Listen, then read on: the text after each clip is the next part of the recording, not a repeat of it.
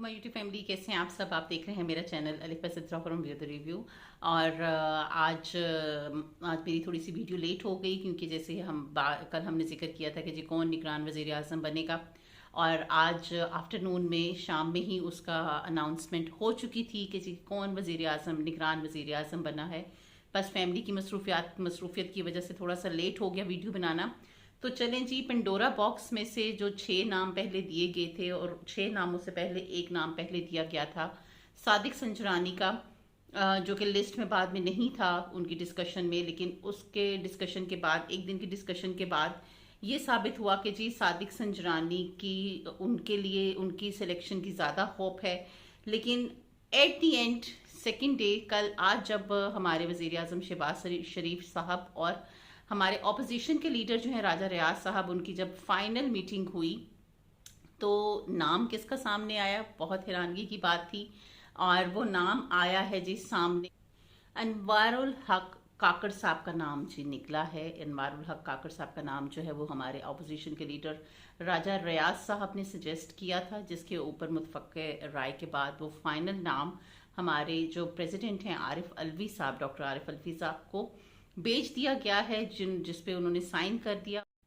और इंशाल्लाह ताला वो कल जो है बाकायदा तौर पर हलफ उठाएंगे निगरान वज़ीर आज़म के तौर पर। तो चलिए इनके बारे में थोड़ी सी डिटेल आपके साथ डिस्कस करते हैं कि जी इनका ताल्लुक़ कहाँ से था और ये किस पार्टी से हैं और इनका बैकग्राउंड क्या है।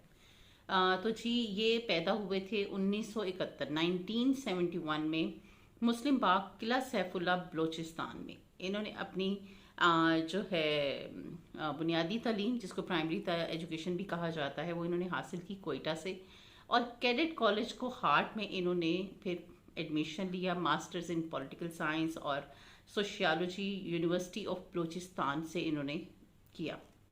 काकड़ ट्राइब पख्तून से इनका ताल्लुक़ है जी, और इनकी जो है पॉलिटिकल बैकग्राउंड के साथ साथ ये जो हैं बहुत अच्छे थिंकर माने जाते हैं, पाकिस्तान के बेस्ट थिंकर्स में इनका नाम आता है। इनका बैकग्राउंड जो है वो ना सिर्फ एज अ पॉलिटिकल बल्कि पाकिस्तान की जो है फॉरेन पॉलिसीज़, कई पॉलिसीज़ को रिफॉर्म करने में, उनको बनाने में इन्होंने अपनी काफ़ी खिदमत सर अंजाम दी हैं।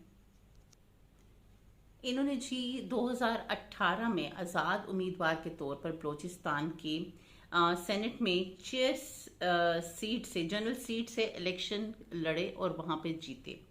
और ना कि सिर्फ अवामी का, फिर इसके बाद उन्होंने अपनी अवामी पार्टी भी एक बनाई, और इसके अलावा ये कई कमेटियों के चेयरपर्सन भी रह चुके हैं।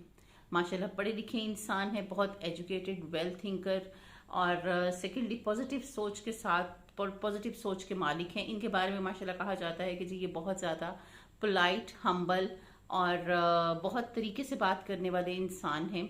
और इनके बारे में इनके अभी यानी इनके रिकॉर्ड में किसी किस्म का कोई नेगेटिव इनके रिकॉर्ड में कुछ नहीं पाया जाता, जैसे fraud, corruption and other things. जैसे कि हमारे माशाल्लाह पॉलिटिशियंस कई पॉलिटिशियंस ऐसे हैं जिनके बहुत ज़्यादा केसेस हैं डिफरेंट, उनके करप्शन के या दूसरे इलाकी उनके बहुत से केसेस मंजर आम पर आते रहते हैं।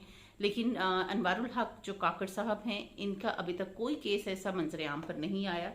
तो उम्मीद करते हैं कि अब हमारा जो मुल्क है वक्ती तौर पर एक अच्छे हाथों में है।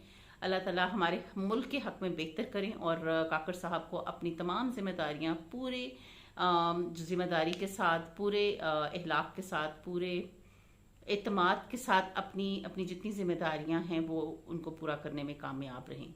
हम दुआगो हैं कि पाकिस्तान के हक में जो भी हो बेहतर हो। Thank you. अल्लाह हाफिज़।